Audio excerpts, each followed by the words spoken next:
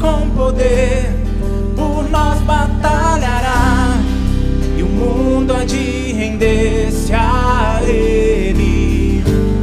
Esse é o nosso Deus, o Cordeiro imolado, seu sangue derramou por nossos pecados, e o mundo há de render-se ao Cordeiro e ao Leão. O mundo há de render-se a Ele.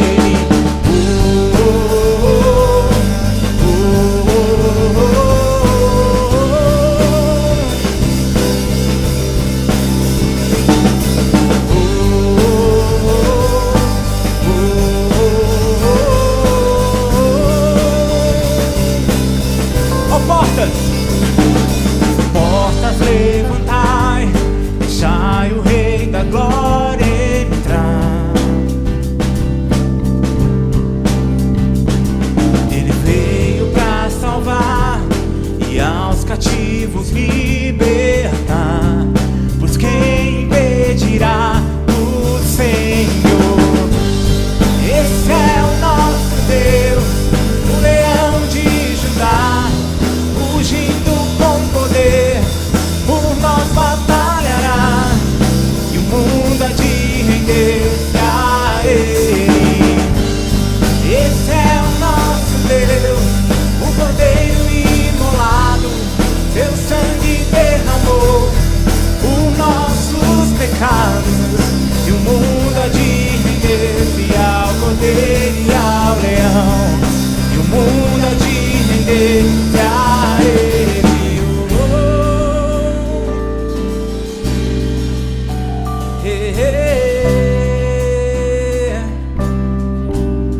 Pois quem impedirá o Senhor? Pois quem impedirá o Senhor? Pois quem impedirá o Senhor? Pois quem impedirá o Senhor? Pois quem impedirá o Senhor? Pois quem impedirá o Senhor? Pois quem impedirá o Senhor? Pois quem impedirá?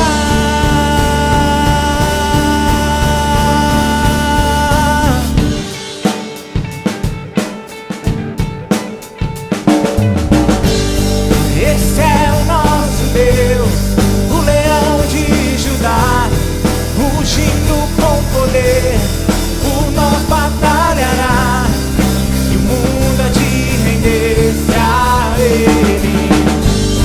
Esse é o nosso Deus, o Cordeiro imolado, seu sangue derramou por nossos pecados, e o mundo há de render-se ao Cordeiro e ao Leão, e o mundo há de render-se a Ele.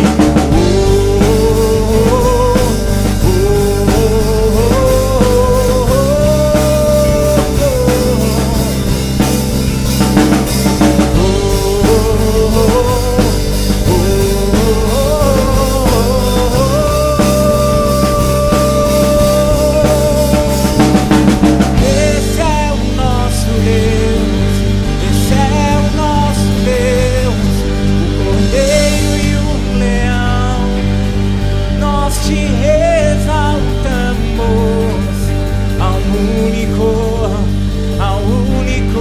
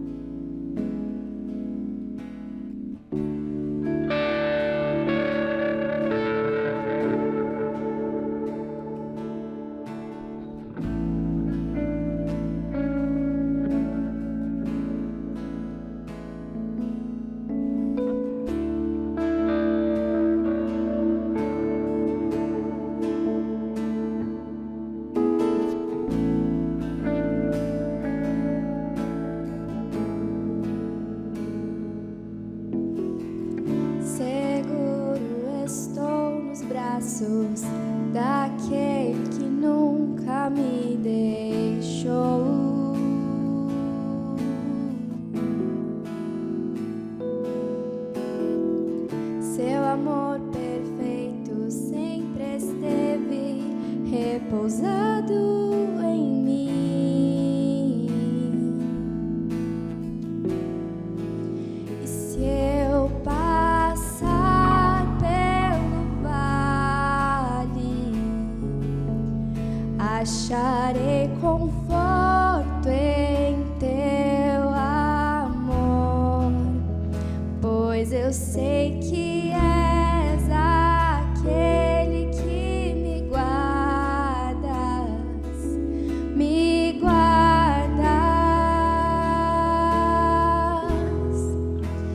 Em teus braços é o meu descanso, em teus braços é o meu descanso, em teus braços é o meu descanso, em teus braços é o meu descanso.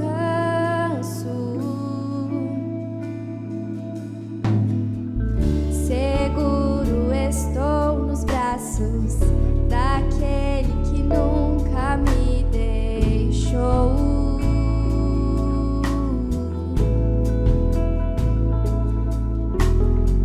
Seu amor perfeito sempre esteve repousado em mim. E se eu passar pelo vale,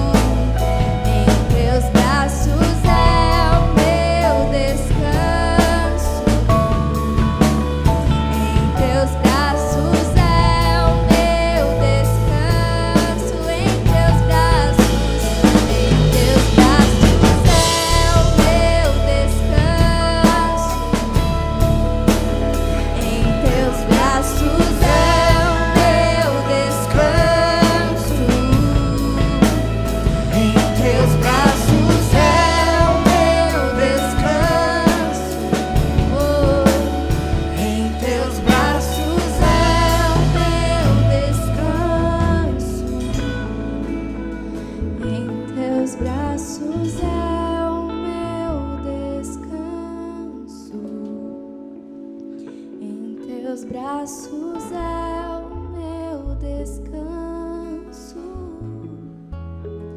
Em teus braços é o meu descanso. Em teus braços é o meu descanso. Obrigada, Senhor, pela paz que excede todo entendimento.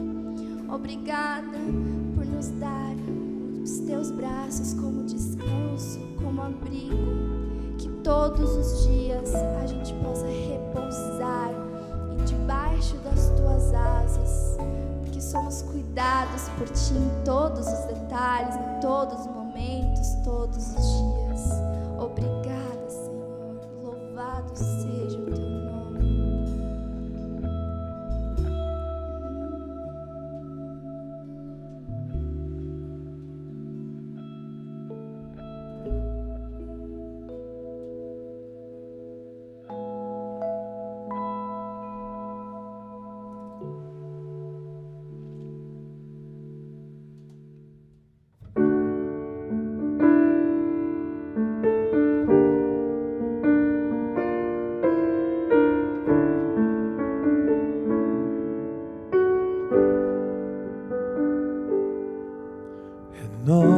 Renova-me, Senhor Jesus.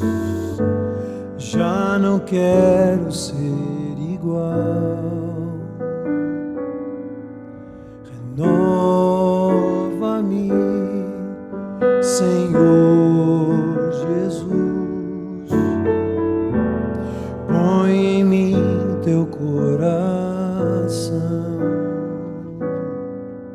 porque tudo que há dentro de mim necessita ser mudado, Senhor.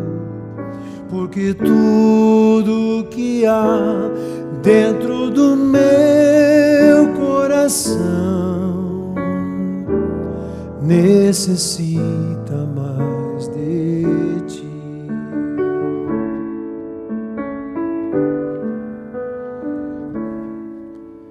Renova-me, Senhor Jesus. Já não quero ser igual.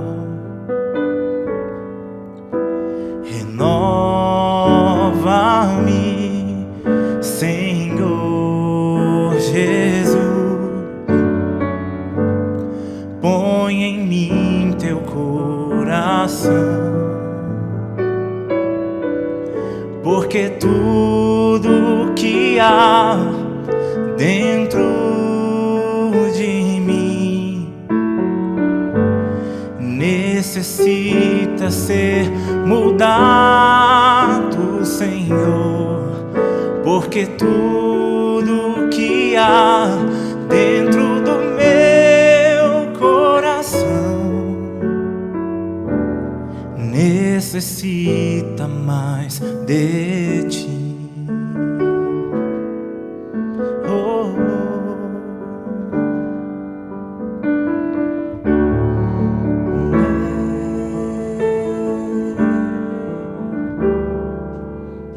Não existe nada melhor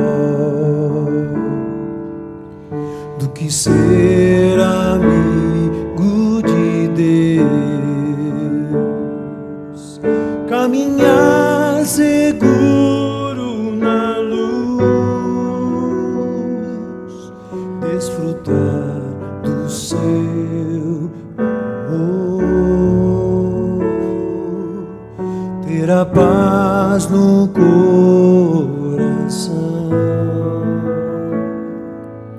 viver sempre em comunhão e assim perceber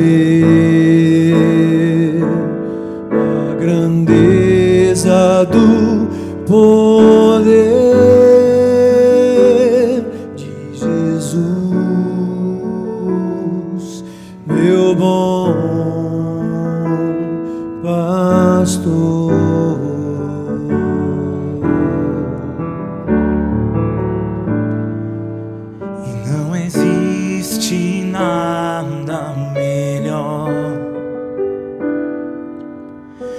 que ser amigo de Deus,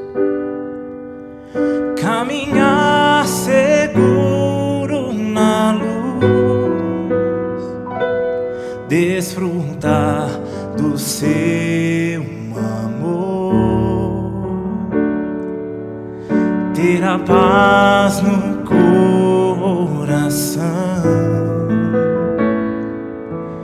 viver sempre em comunhão e assim perceber a grandeza e o poder de Jesus, meu bom pastor.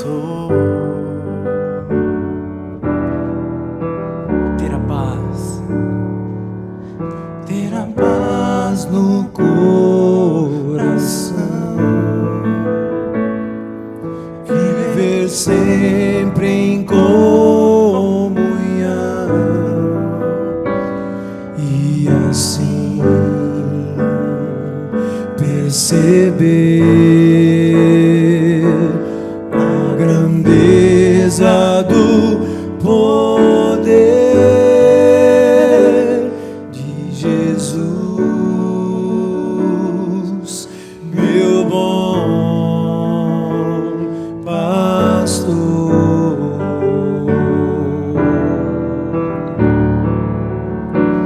De Jesus, meu bom pastor.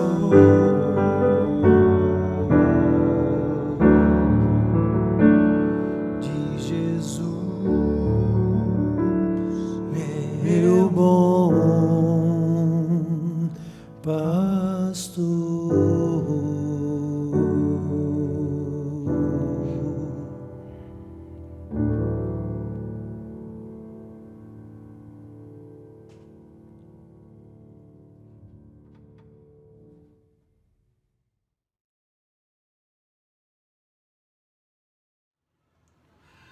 Olá, meu povo querido, estamos juntos novamente nesse domingo, depois de termos tido uma semana de muitas novidades, muita coisa, imagino com certeza para cada um. Eu tive várias novidades, depois de sermos abençoados por aquele testemunho, pastor Ivan e pela Débora. Na semana passada eu até tenho alguns pacientes que eu convido a participarem, um desses pacientes comentou comigo sobre a experiência deles e eu achei tremendo, assim, como impressiona as pessoas, aquilo que Deus tem dado para nós, na nossa simplicidade, na nossa fraqueza, nas nossas lutas, mas é isso aí. Graças a Deus pela vida do Ivan, da Débora, das meninas. E vamos lá. Hoje o tema que eu tenho para pregação para vocês chama-se As Surpresas de Deus. Nós estamos vivendo um momento, nesses dias, mesmo nesta sexta-feira, eu recebi umas mensagens no telefonema de um lugar onde nós estamos procurando confirmar a nossa presencial aí que nós estamos querendo tanto fazer. Como eu estou gravando antes o culto, até domingo, agora, nesse momento, quando vocês vão estar vendo a mensagem, nós devemos ter mais novidades aí e com certeza Deus está trabalhando entre nós. Mas esse tema aqui, sobre as surpresas de Deus, veio também nessa semana, enquanto nós estamos revendo todas essas coisas, vivendo a nossa situação de eclésia, como um tabernáculo, assim dizer, né? Não temos lugar certo ainda, e a história do tabernáculo me inspirou, mas nós já vamos chegar lá. Em primeiro lugar, eu queria fazer algumas afirmações. Deus criou o nosso perfil de homens e mulheres, de seres humanos, para a esperança. Fomos criados para vivermos em uma esperança melhor. Deus nos criou num lugar maravilhoso. Deus nos deu uma terra maravilhosa para nós cuidarmos e governarmos lá no começo. sem termos feito nada, sem termos plantado nada, sem termos tido nenhum esforço. Foi tudo fruto do amor de Deus. Deus deu uma companheira para Adão quando ele viu que ele estava só, que isso não era bom. Deus tem dado desde o começo muitas coisas. Claro que pelo pecado e por tudo que passamos e por tudo que a nossa desobediência trouxe, nós perdemos muito de tudo aquilo que Deus tem para nos dar. Mas, justamente através de Jesus Cristo que essas coisas foram resgatadas. Mas por vezes a nossa convicção dessa esperança, mesmo cristãos, às vezes ela pode ser atacada, né? E abafada, muitas vezes. Pelo sarcasmo.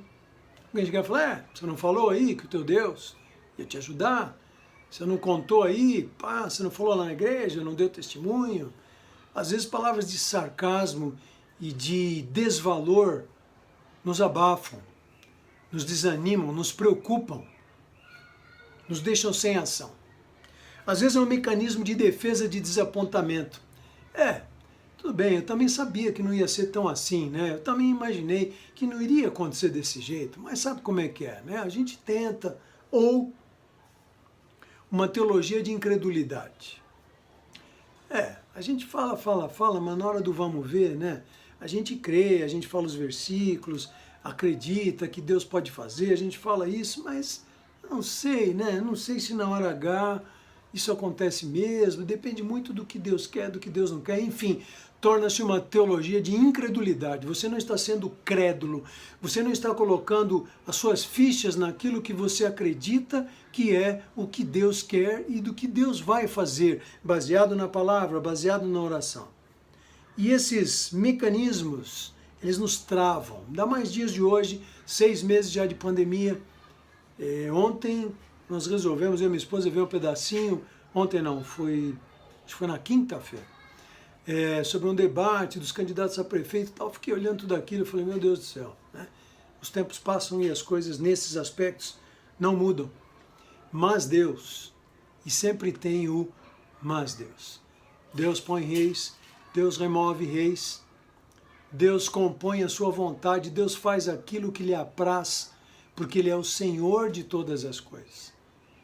E desde o Velho Testamento, Deus tem criado assim umas pré-estreias, entendeu? Aquela expectativa com uma palavra sobre algo que Ele vai fazer.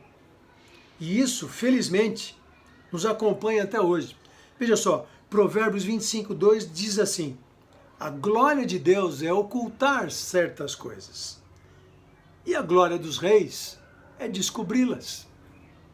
Então Deus gosta de fazer as coisas via o oculto, muitas vezes, para que nós a busquemos, para que nós possamos ir atrás dela. Aí alguém vai dizer, mas então, Deus ama revelar as coisas ao seu povo, mas Ele esconde. Então eu vou dar uma frasezinha para você aqui que eu achei muito interessante também. Ele não esconde as coisas de nós. Muitas vezes Ele esconde as coisas por nós. Deus não esconde as coisas de nós, mas Deus esconde coisas muitas vezes por nós, para o nosso benefício, para o nosso bem. No Antigo Testamento temos muitos casos assim. Aliás, todo o Antigo Testamento que nós estamos estudando, o curso Eclésia na Palavra está sendo demais, estamos tendo aulas ótimas, apresentações ótimas, depois nós temos os formulários para tirar as dúvidas. Eu estou muito animado com esse curso, nosso time está de primeira, Sandra, Davi, Amanda, Hugo, olha, está um timaço. E estamos preparando com todo carinho e amor as aulas do Antigo Testamento que já estão acontecendo. Já vamos nessa semana para a era do Êxodo. A professora Sandra vai estar ministrando. Vai ser demais. Então o Antigo Testamento, ele traz muito dessas coisas. Por quê? Porque o Antigo Testamento foi o período ainda em que Jesus não veio. Então no Velho Testamento havia expectativa pelo que haveria de vir. Paulo fala, né, sobre o mistério de Deus revelado em Jesus, que foi revelado para nós na plenitude dos tempos, quando Jesus veio à Terra. Antes disso, havia muitas pré-estreias, havia profecias, havia propostas de Deus e declarações de Deus que haveriam de acontecer. Então o Antigo Testamento tem muitos ensinamentos e revelações assim. que eram propositais e práticas para a vida de adoração e para a vida com Deus do povo de Israel na época. No final, essas coisas, essas situações e aquilo que Deus avisava, elas profetizavam e falavam do futuro, né? O livro messiânico de Isaías, o livro de Daniel, quando o povo estava lá no exílio, vamos estudar isso aí, você precisa estar no curso.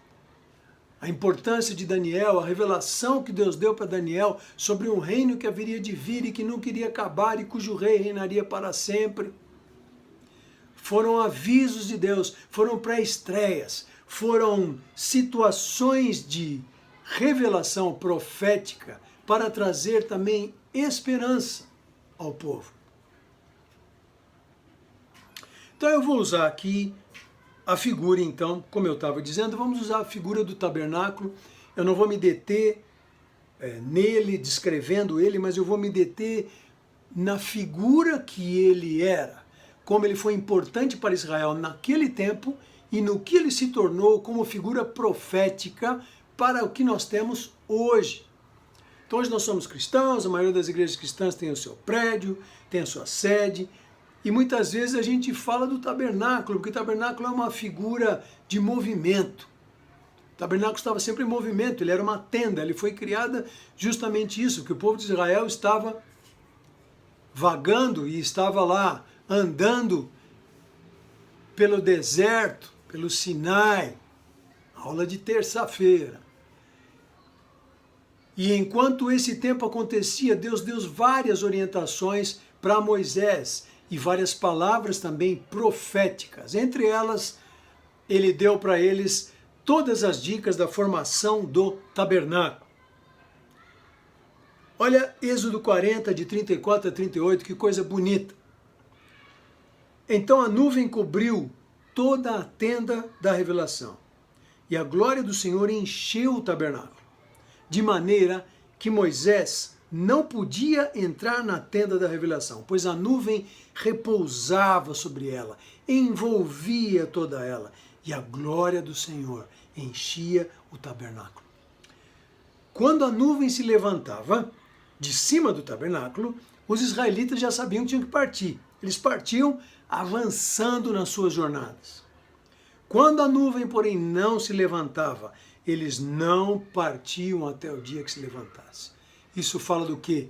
Direção direta de Deus, profética de Deus. Eles já sabiam. A nuvem ou o fogo está em cima da tenda, esperar. Deus está aí, Deus vai dar a direção para nós, não é tempo de nos mexermos, vamos esperar. A nuvem se levantava do tabernáculo e se preparava para sair andando, ou a coluna de fogo, eles entendiam, Deus está dizendo para desmontarmos tudo, pegarmos nosso rebanho, esposa, filhos, tudo mais, e nos prepararmos porque nós vamos andar novamente. E foi assim por muitos anos. Aliás, por 40 anos, para ser mais objetivo. E a nuvem do Senhor estava sobre o tabernáculo de dia, e o fogo aparecia sobre ele à noite, diante dos olhos de toda a casa de Israel, em todas as suas jornadas. Então vem aqui 3 nomes para essa tenda aí. Tenda da comunhão, tenda da congregação e tenda da revelação. Em versículos diferentes você acha esses diferentes nomes sobre o tabernáculo. Por que congregação? Bom, eu acabei de ler em Êxodo 40. Ali aqui em Êxodo 40, a nuvem estava sobre o tabernáculo de dia, fogo sobre a noite, diante dos olhos de toda a casa de Israel. As tendas das diferentes tribos, elas tinham uma ordem também, elas ficavam em volta do tabernáculo. Então, dali de onde eles estavam, em suas tendas, estavam armados, eles podiam ver a presença de Deus. Eles podiam ver que Deus estava ali. Eles podiam ver Moisés indo na tenda e entrando para conversar com Deus. Eles não participavam mais do que isso porque eles tiveram medo quando Deus deu a lei e Deus apareceu lá no Monte Sinai, eles temeram. E a palavra diz que eles disseram para Moisés, vai você, nós vamos ficar aqui esperando. Mas não foi uma proibição divina, foi medo. Medo e talvez um coração não preparado para estar diante de Deus. Houve um homem, um moço, que depois foi aquele que tomou o lugar de Moisés, que foi Josué. E a palavra diz que Josué foi até a metade do caminho e de longe, mas já no monte, ele observou tudo o que estava acontecendo com Moisés na presença do Senhor. Josué, aquele que foi corajoso, aquele que Deus usou. Em Números 7, diz assim, quando Moisés entrava na tenda da revelação para falar com o Senhor, ouvia a voz que lhe falava de cima do propiciatório que está sobre a arca do testemunho entre os dois querubins. Assim ele lhe falava. Isso aí fala do quê? Fala de tenda de comunhão. Comunhão entre Deus e Moisés. E também fala do quê? De revelação. A revelação de Deus era dada a Moisés, que depois comunicava ao povo, passava adiante. Então essa tenda era lugar de revelação, era lugar de comunhão e era lugar de congregação. Eram as funções da tenda para o povo que estava ainda lá peregrinando pelo deserto e tudo mais. Rapidamente eu vou falar para vocês. Então, o tabernáculo era constituído primeiro por um muro fora dele, que era feito por paredes de tecidos, né, presas com algumas varas, né, com alguns postes de madeira e delimitavam o terreno. Dentro desse terreno tinha o lugar da entrada, da porta, e você entrava por lá e tinha um átrio, um espaço grande, e nesse átrio, logo quando você entrava, havia o altar do holocausto. Por que altar do holocausto? Ali era oferecido o cordeiro.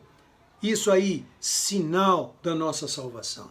O cordeiro que é oferecido por nós nos permite entrarmos nos lugares celestiais onde Deus está e termos comunhão com Ele.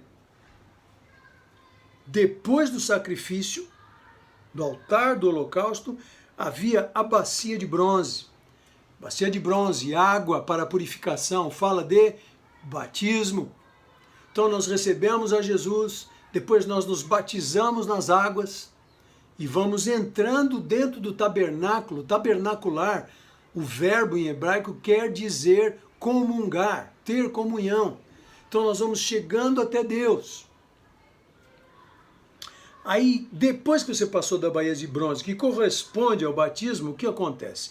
Você entra na tenda propriamente dita, onde tem o lugar santo, que é um lugar maior, e lá na frente do lugar santo existe o véu, da onde dali para frente só passava o sumo sacerdote uma vez por ano diante de Deus. Mas no lugar santo nós tínhamos o quê? Nós tínhamos o candelabro, né, a menora, com 7 ramos, que fala da sabedoria de Deus, a luz de Deus. A sabedoria de Deus é o cordeiro, então a presença do cordeiro revelando a palavra, o candelabro, a luz de Deus, que veio trazer luz aos homens, a sabedoria de Deus. E do lado de cá, você teria uma mesa com os pães da proposição. Os pães do quê, queridos? Da comunhão, os pães da ceia. Já havia sido oferecido o sangue lá, no altar do holocausto. E agora você poderia participar do pão, da mesa. Muito lindo todas essas figuras. Aí antes de você chegar nesse véu, havia um outro altar, e esse altar era o altar do incenso. Apocalipse fala que as orações dos santos sobem como incenso até as narinas do Pai. Acho lindo esse verso, esse texto. Então aqui o altar de incenso falava do que? Oração, comunhão, intimidade com Deus para entrar no santo lugar, no santíssimo lugar. Você deve saber, se não sabe, estou te contando, quando Jesus foi crucificado e quando ele falou está consumado, a palavra refere que o véu rasgou de cima a baixo. De cima a baixo. Comunhão de Deus com os homens. Céu na terra. Temos falado tanto, né? das pontes entre o céu e a terra e tudo mais. O tabernáculo é mais uma figura de trazer o reino de Deus à terra. O véu foi rasgado quando Jesus declarou que estava consumado. E a partir dali, confirmada a sua ressurreição, vitória sobre a morte, não havia mais o véu, porque Jesus se tornou o nosso sumo sacerdote. De uma vez por todas, já não precisava mais sacrifício de animalzinho, de coisa nenhuma, porque Jesus já havia sido a oferta, o sacrifício por todos nós. Que coisa linda! Agora, isso estava acontecendo lá no Velho Testamento, antes de Jesus vir. Isso eram pré-estreias, isto eram palavras proféticas, boas novas de Deus para um povo que ainda não enxergava lá na frente, tinha acabado de sair de uma escravidão de 400 anos e que ainda estava se rebelando no deserto contra a boa, perfeita e agradável vontade de Deus. Olha só. E daí, dentro do lugar santíssimo, estava o quê? A arca do concerto. Na arca havia uma porção do maná, que é figura do quê? Da provisão de Deus para nós. Havia a vara, um ramo da vara de Arão, falando do governo divino, de Deus nos dirigindo com a sua vara, com a sua justiça, com a sua graça e misericórdia. E também as tábuas dos 10 mandamentos, a instrução divina. Então a arca do concerto, ela era figura da presença direta, clara de Deus. Porque, claro, ele ainda não havia se apresentado aos homens na figura do seu Filho Jesus Cristo.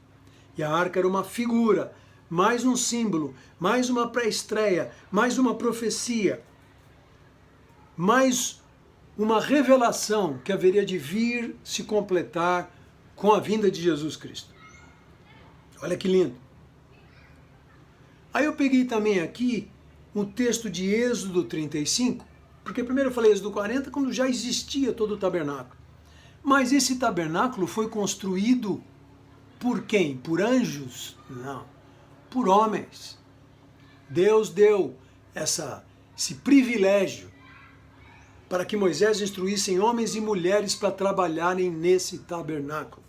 Mulheres também? Sim, senhor, eu vou ler para vocês aqui. Olha aqui. Em todo coração, em todo homem cujo coração, isso é Êxodo 35, 21 a 22. Em todo homem cujo coração o moveu, e em todo aquele cujo espírito o motivou, foram e levaram uma oferta ao Senhor para a obra da tenda da revelação e para todo o serviço e as vestes sagradas. Tanto homens como mulheres, todo mundo participou. Todos os que tinham o coração aberto foram levando broches, brincos, anéis, braceletes, tudo em ouro. E assim foram todos os que queriam fazer oferta de ouro. Aí você vai dizer, mas eu não teria ouro naquela época, eu ia ser mais pobre e tal. Não tem problema, você não foi esquecido.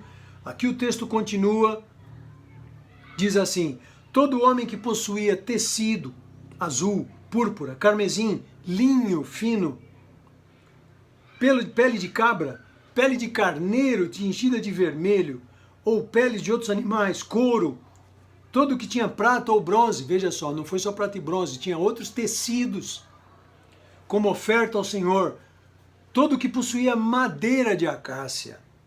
Todas as mulheres hábeis fiavam com as próprias mãos e levavam o que haviam fiado. Tecido azul, púrpura, carmesim e linho fino. E todas as mulheres hábeis fiavam os pelos de cabra, movidas pelo desejo do coração. E os líderes do povo levaram diversas pedras, e essas pedras iriam ser as que iam constituir aquele colete sacerdotal, lembra? E o peitoral dos sacerdotes. E especiarias e azeite para iluminação, para o óleo da unção, para um incenso aromático. Todo homem e toda mulher cujo coração voluntariamente se dispôs a levar alguma coisa para a obra que o Senhor havia ordenado por meio de Moisés, levou uma oferta. Assim, os israelitas levaram oferta voluntária ao Senhor. Sabe o que eu quero dizer com isso? Todos nós, isso na Eclésia temos falado exaustivamente, todos nós temos parte no plano de Deus, Todos nós temos parte na confecção da comunidade congregacional, de comunhão e de revelação. Todos nós temos uma parte nisso. Tudo isso se tornou depois santo, santíssimo. Amém. Mas foi composto por mãos humanas que Deus escolheu e Deus deu o privilégio de participarem. Você não acha que isso é demais? Eu acho que isso é incrível. E Deus escolheu homens cheios do seu espírito para dirigirem a construção do tabernáculo. Êxodo 31 fala de Bezalel, que era da tribo de Judá, e de Aholiabe, que era da tribo de Dan. E mais outros homens, tantos. Judá era a tribo da adoração, a tribo do louvor. E Aholiabe eu achei interessante porque ele era da tribo de Dan. A tribo de Dan era a menorzinha, junto com Benjamim, eram os menores tribos de Israel. Deus não escolheu só dos principais. Deus escolheu gente de todas as tribos e os encheu do seu espírito, e através deles foram construídas e acertadas todas essas obras de arte que Deus encomendou para construir o tabernáculo, que seria figura da presença de Deus. E Deus diz aqui no verso 5 do capítulo 31, que todas essas pessoas foram escolhidas para fazerem tudo o que Ele, o Senhor, havia ordenado. Queridos, nós estamos aqui para fazer tudo o que Deus nos ordenar. Tudo e todos juntos. Esse é o sentido de tabernáculo, esse é o sentido da comunhão, do congregar e da revelação de Deus que vem para nós. A igreja é isso. A igreja hoje é a constituição da figura que foi o tabernáculo. Glória a Deus. Nós somos isso hoje e procuramos viver isso hoje e fazermos da forma como o Senhor nos tem ordenado. O tabernáculo era o lugar onde Deus encontrava o homem. No caso foi Moisés. O tabernáculo trazia em si o plano da salvação, as ofertas logo lá na entrada, batismo, oração. O tabernáculo trazia a presença maciça da igreja, que é a comunhão e a revelação. Por fim, eu quero lembrar aqui que quando Moisés subiu ao monte, ele desceu com seu rosto brilhando, lembra? Êxodo 34 fala sobre isso, e o texto bíblico fala que nem ele sabia que o seu rosto estava brilhando. Isso é mais uma coisa para a gente aprender, que quando Deus nos usa, e a coisa é incrível, e fica todo mundo às vezes, nossa, que homem de Deus, que mulher de Deus. Aqueles que sabem que a glória é de Deus, não estão nem sabendo que o seu rosto está brilhando. E quando falaram isso para Moisés, ele pôs um véu, né? Ainda bem que não era Covid, né? Colocar uma máscara no rosto. Ele colocou um véu, porque o seu rosto brilhava cada vez que ele entrava na presença do Senhor. Isso para nós hoje é uma grande figura. Quando nós nos encontramos com Deus, quando as coisas acontecem, nós temos tido tempos em reunião, nos nossos momentos de oração incríveis, onde a gente percebe quase palpavelmente que Deus está lá. A gente chora, a gente se alegra, a gente clama. É incrível, porque Deus se manifesta. Ele quer fazer isso. E a oração é um incenso que sobe. Por fim, a oportunidade de comunhão, intimidade e revelação de Deus é para todos. Nós estamos no momento aí de buscarmos achar lugar para termos as nossas reuniões presenciais. Eu estou convicto, eu sei que presencial não vai resolver todos os problemas do mundo, nem vai trazer para nós a melhor coisa que nós estamos esperando. Nós sempre tivemos o presencial. Deus permitiu que fosse tirado de nós do presencial, muito possivelmente, para que nós valorizássemos a comunhão dos irmãos. Porque quando a gente tem tudo, hoje não vou, estou cansado. Hoje não estou afim. Hoje cheguei muito tarde. Hoje isso. Hoje aquilo. Não, semana que vem. Teve situações que eu via coisas assim acontecendo. Deus pode chegar de uma hora para outra e falar, tá bom, não tem mais presencial agora. Vai surgir uma perseguição, vai entrar o governo XYZ e vocês vão ter que se reunir nas casas e escondidos. E eu vou testar a fé de você para ver se vocês me amam de verdade em todas as situações. Eu estou colocando uma situação que acontece já em muitos países onde nós sabemos, onde o evangelho não é permitido. Então eu quero te dizer, querido, queremos sim ter presencial. Para quê? Objetivo, termos comunhão, nos reunirmos como congregação e recebermos de Deus a revelação. Quando estamos reunidos, um tem doutrina, outro tem uma palavra, outro tem um cântico, outro tem língua, outro tem tradução da língua, é o que diz 1 Coríntios.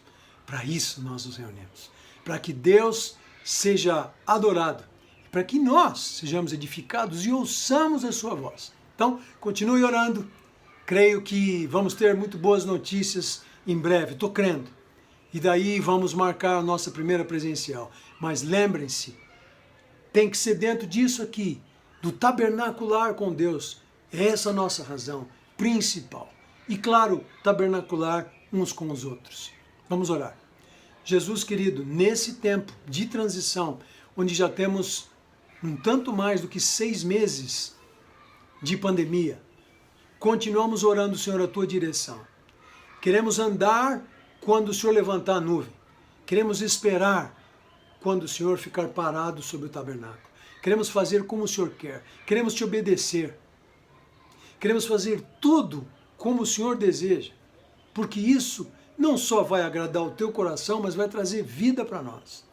Senhor, se há alguém hoje que precisa te conhecer, que sinta hoje a tua presença e diga: Jesus, eu te quero no meu coração. Eu quero ser um tabernáculo, eu quero ser uma casinha onde o Senhor mora. Eu ando para cá, ando para lá e o Senhor está sempre dentro de mim. Vem morar em mim. E que a igreja, a comunhão dos santos, tenha alegria, gozo em estar juntos, em ouvir a voz de Deus e em adorá-lo. Para a glória de Deus e para a transformação do mundo e da sociedade onde nós estamos. Em nome do Senhor Jesus. Amém. Que Deus te abençoe, que a nossa semana seja cheia de milagres e de bênçãos do Pai para nós, no nome do Senhor Jesus. Daqui a pouco tem um meeting aí. Boa semana a todos.